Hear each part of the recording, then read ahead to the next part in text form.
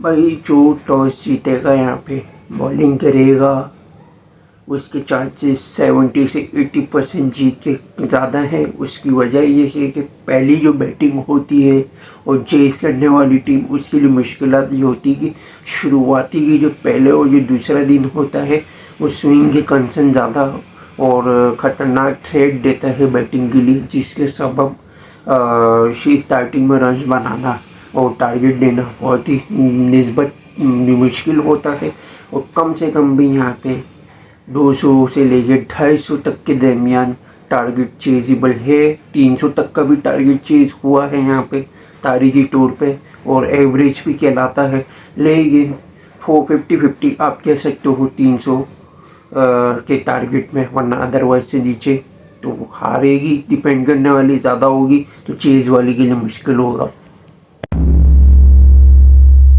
Hello अस्सलाम वालेकुम, कैसे हैं? ठीक है, उम्मीद करता हूँ आप लोग खैरियत से होंगे। और आगाज़ करते हैं जो कि अभी आज जो कि है इंग्लैंड वर्सेस इंडिया का तीसरा और टेस्ट है जो कि लॉर्ड के अंदर है, जो कि मेरा फेवरेट ग्राउंड है, तारीखी ग्राउंड है। तो आगाज़ करते हैं। तो जैसा कि आप देख रहे हो पिच पहले दिन की, और जिस तरीके से आपको दिखा रहा हूँ दूसरे दिन की काउंटी में जो चलते हैं या नॉर्मल की जो पिचेस जो होती हैं उस तरीके की नौयत की होती हैं रोड की। और थोड़ी सी ग्रीन आपको टेक्सचर की दिख रही होगी, ज़्यादातर होती डोमेस्टिक में ग्रीन है इनकी काउंटी में। अभी आईसीसी के इवेंट में कुछ टाइम से नॉर्मल पिच पे ये लोग चलते हुए आ रहे हैं, क्योंकि बैटिंग को बढ़ावा देना। बॉलिंग बॉलर्स का तो भाई माबेन एक करनी है, तो बॉलर्स का तो कोई वो है ही नहीं, मतलब ही नहीं है। इसी तरीके से फिर आप ये पिच देखो, ये कंडीशन आपकी दिखाई जा रही थी, ये परसों की है।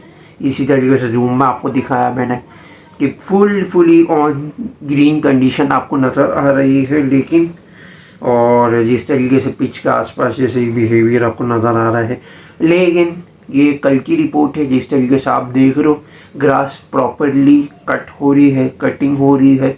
और जो जैसा कि आप ये देख रहे हो वर्ल्ड टेस्ट चैम्पियनशिप में जैसे पहले दिन के आपको ये दूसरे दिन का नज़र आ होगा, सुनने में आएगा इस तरीके की नौयत की ही पिच होगी, नॉर्मल होगी। और तीसरे चौथे दिन का ये आप देख रहे होगे कंडीशन पिच का। और कम से कम भी ये है कि वो बैटिंग को ज़्यादा बढ़ावा दिया जाएगा, वरना अगर ये ग्रास रखते 3 दिन तक गेम ख़त्म हो जाता, क्योंकि बॉलिंग इजीली हो जाती, बैटिंग के लिए नुकसान ज़्यादा होते और स्विंग के अच्छे फैक्ट बन जाते। लेकिन फ़र्क ये है, अब जैसे कि वो भी मैं आपको समझाता हूँ। पहले आप वेदर पे देखें, तो वो भी हम पहले डिस्कस करेंगे। वेदर का आप जैसे देख रहे हो थर्सडे को 31 डिग्री का वेदर है, वार्म कंडीशन होगी, 3% बारिश के चांसेस है। फिर कल का फ्राइडे का यानी 32 डिग्री वेदर है, वार्म है कंडीशन है, 2% बारिश के चांसेस हैं। परसों का सैटरडे को 31 डिग्री जो कि है और वार्म कंडीशन है, 1% चांसेस है। संडे का यानी तो आप देखो तो 30% चांसेस है, जो कि वार्म कंडीशन है, 7% चांसेस है। इसी तरीके से मंडे का अगर आप देखो 30% चांसेस है, लेकिन वार्म एंड क्लाउडी कंडीशन है, 25% चांसेस है। यानी 5वें दिन आप कह सकते हो कि क्लाउडी कंडीशन है, ओवरकास्ट कंडीशन हो सकती है, उसमें आपको 25% है। वरना मैच तब भी पूरा हो सकता है आराम से इजीली, 5वें दिन का आपको बता रहा हूँ। तो इतना वो कोई मुश्किल है नहीं। बाकी चारों दिन तो बारिश का कोई चांसेस नहीं है, बिल्कुल क्लियर वेदर होगा। और पिच का मैं आपको बताता चलूँ तो पिच आपका शुरू के ओवर्स में स्विंग आपको देगी, थ्रेड देगी थोड़ी सी, लेकिन उसके बाद फिर बैटिंग थोड़ा सा आसान होने लगेगी, बैलेंस जाएगी, बॉलिंग और बैटिंग दोनों बैलेंस जाएगी। बीच के दूसरे सेशन में, पहले सेशन के 10 से 15 ओवर के बाद, और फिर एंड के जो सेशन होगा ना उसके भी जो 15 ओवर के बाद जो होगा ना, वो फिर आपको मैटर करता है। नई बॉल होगी कंडीशन, या अगर नई और दूसरी इनिंग भी स्टार्ट हो जाए, कुछ भी हो, लेकिन वो सबसे मेन कंडीशन होगी जिसमें ज़्यादा स्विंग मिलेगी स्टार्टिंग के और एंड के इख्तिताम में। वजह क्योंकि ये 32 से लेके 30 डिग्री तक वेदर चल रहा है, यहाँ पे गर्मी है और सर्दी थोड़ा सा, क्योंकि देखो मैंने आपको बताया है कि बीच का जैसे पहला सेशन हो गया आपका, पहले सेशन के अब बाद के 15 ओवर हो गए, 30 ओवर हो गए दूसरे सेशन के, 15 ओवर हो गए पहले, आपके तीसरे सेशन के, उसमें क्या होता है कि पिच में थोड़ी सी नमी होती, लेकिन वेदर ऐसा है, कंडीशन ऐसी है, तो बैलेंस आपका जाएगा। बैलेंस जाएगा वो भी कब? शुरू के पहले और दूसरे दिन। तीसरे दिन आप कह सकते हो कि फिर कि स्विंग थोड़ी फैक्टर कम हो जाए, लेकिन स्पिन को आखिरी के मतलब तीसरे दिन के अंदर वो फ़ायदा दे सकता है, तीसरे सेशन में थोड़ा बहुत हल्का फुल्का, वरना अदरवाइज थोड़ी सी 5-10% या 20% आप कह सकते हो बैटिंग आसान हो जाएगी। उसके बाद जो चौथा पाँचवा दिन होगा उसमें क्रैक ज़्यादा पड़ते हैं, अच्छी खासी टर्निंग होती है, टर्निंग ट्रैक हो जाती है, जो स्पिन को ज़्यादा सपोर्ट देती है। उसका रीज़न ये ड्राई कंडीशन होगी, और जो वेदर चल रहा है, गर्मी का मौसम है, 30-32 डिग्री बहुत होता है स्पिन को टर्न करने के लिए, ड्राई कंडीशन और ड्राई को रखने के लिए। क्योंकि जो जियोग्राफिकल जो लोकेशन है जो लंदन की, वो देखा जाए तो ग्रीन कंडीशन बाकी जो सिटीज़ हैं उसके मुकाबले में कम है। और सबसे बड़ी बात ये है कि वेदर का भी फ़र्क है, 10 से 8 डिग्री की वेदर का फ़र्क है लंदन के और बाकी सिटीज़ के। बाकी सिटीज़ में 20 से लेके 22 तक चल रहा है, और लंदन में आपको 30 से 32 के दरमियान आपको नज़र आएगा। तो ये आपको फ़र्क नज़र आएगा, जिसको पिच सराउंडिंग और इन्वायरमेंट के भी, वेदर पे भी फ़र्क पड़ता है।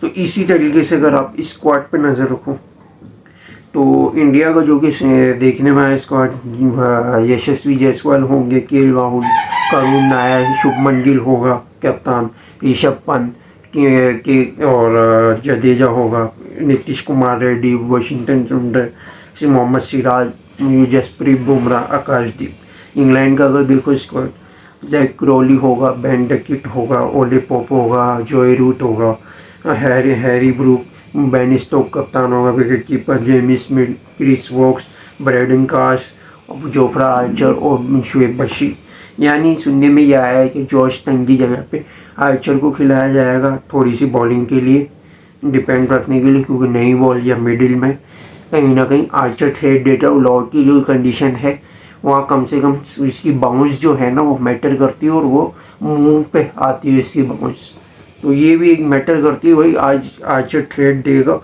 और इस तरीके से बुमराह की भी वापसी हो रही है, कमबैक हो रहा है, क्योंकि उसने तो मना कर दिया था कि वो पूरे टेस्ट तो खेलेगा नहीं जिस तरीके से बॉलिंग का हाल चल रहा है इंडिया के। तो भाई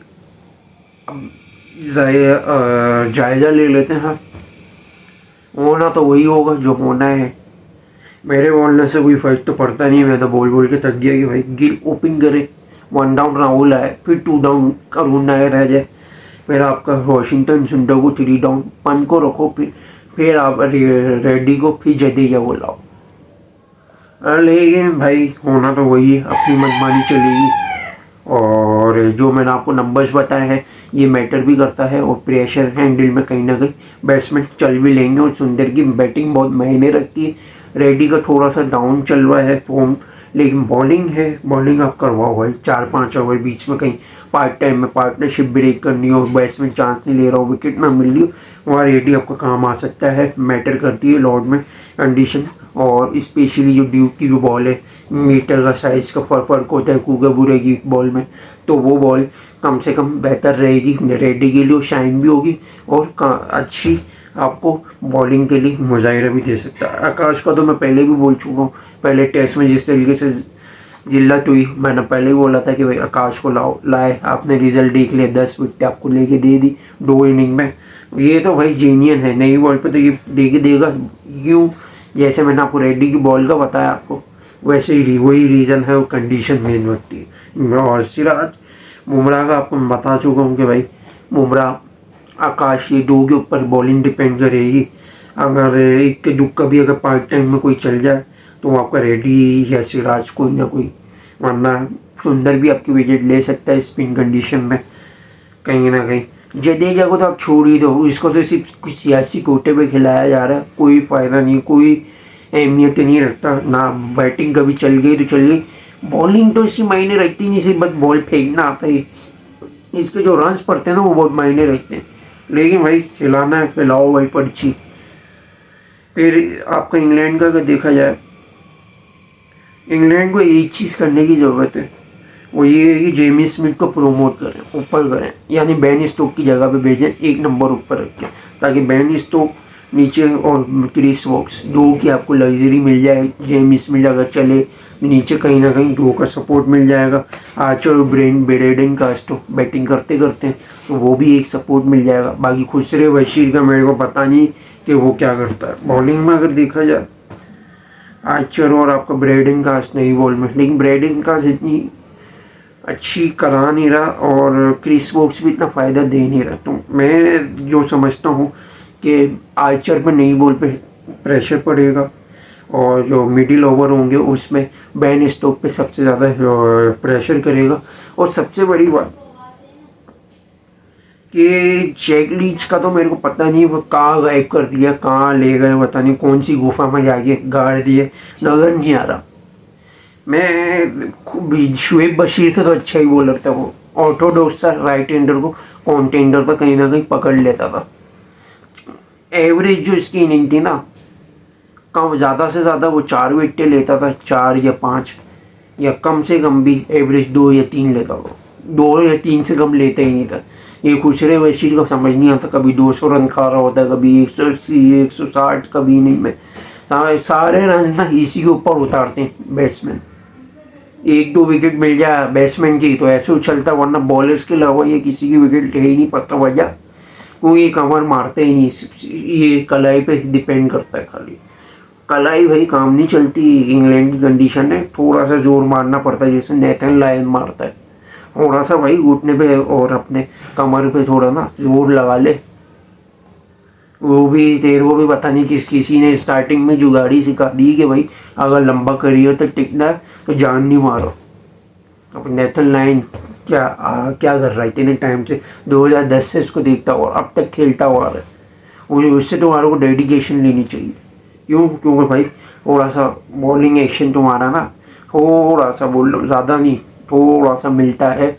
फर्क ये है कि तुम्हारी जो टांगें लंबी है ना, जिसके सबब तुम जान नहीं मारते, थोड़ी मारनी चाहिए, तुम डरते हो इंजरी का, तुम्हारे को डर करियर का। थोड़ा भाई विकटों का सोचो, तो टीम वीम को आगे ग्रो करो। इन चक्करों में जुगाड़ियों में लगे हो तुम, फिर आ जाओ आप जोए रूट इससे अच्छी बॉलिंग करा लेता। चलो ये भी मैंने आपको बोल दिया, इसको तो खाली ऐसे ही रखा हुआ है। आज की प्रेडिक्शन में अगर आ जाओ आप, नज़र सानी रखो। अगर इंडिया अगर बैटिंग लेता है और बॉलिंग लेता है सॉरी, तो इंडिया के अगर कम से कम भी 300 350 तक का प्लस टारगेट मिलता है, तो आप कह सकते हो इंडिया के 10% चांसेस हैं। टफ कंडीशन है, प्रेशर होगा, वहाँ से फंस सकता है। 350 तक का टारगेट होगा, आप कह सकते हो 20%। 300 तक का अगर टारगेट होगा, आप कह सकते हो कि 30%।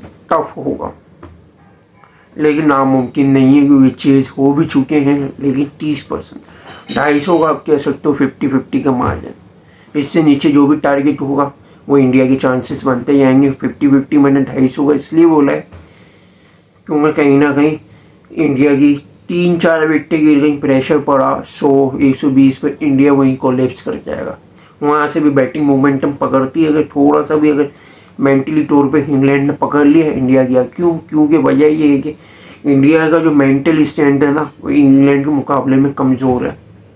इंग्लैंड खाली ऊपर से दिखता है स्ट्रेंथ, अंदर से बिल्कुल खोखला है। लेकिन इनको क्या पता, ये डरे हुए ज़रा सा इनको खाली खाली आंखें दिखा दो, इनकी यही फट के आत्मा आ जाती है। तो ये चीज़ इस पर वर्किंग करो, ये चीज़ देखो, ये मायने रखती है। और दूसरी बात, इंग्लैंड अगर 350 प्लस टारगेट मिलता है, इंग्लैंड का आप कह सकते हो 20%, 350 30%, 300 आप कह सकते हो 50-50 50%, 250 को आप कह सकते हो 60-40। से नीचे होगा तो फिर वो इंग्लैंड के चांसेस और बढ़ते ही आएंगे।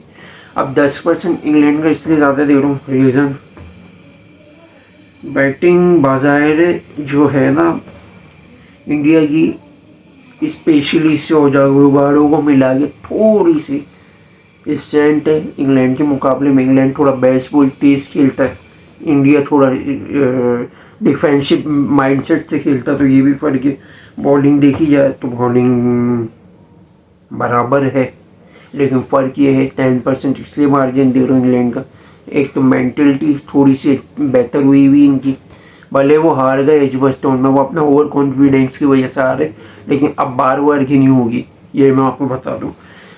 तीसरी चीज़ होम कंडीशन है इंग्लैंड का। कोहली शर्मा और अश्विन तो है नहीं उस तरीके से, इंडियन पेंस की उस तरीके से सपोर्टिंग मिल नहीं रही है जिस तरीके से मिलती थी पहले। इंग्लैंड का क्राउड ज़्यादा है, आ रहा है, होगा मज़ीद, तो मुमकिन है कि फाइनल प्रेडिक्शन में अगर देखा जाए मुमकिन है 55 से 60% इंग्लैंड जीत सकता। इंडिया के 40 से 45% चांसेस है, लेकिन फिर भी मैं इंग्लैंड के साथ जाऊंगा। क्यों, ये रीज़न सारा मैं आपको बता चुका हूँ। तो यही थी आज की वीडियो। लाइक और शेयर और सब्सक्राइब जरूर करिएगा, बेल आइकन को जरूर क्लिक कीजिएगा, यहीं तक जुड़े रहिएगा। Thanks for watching video. अल्लाह हाफिज़।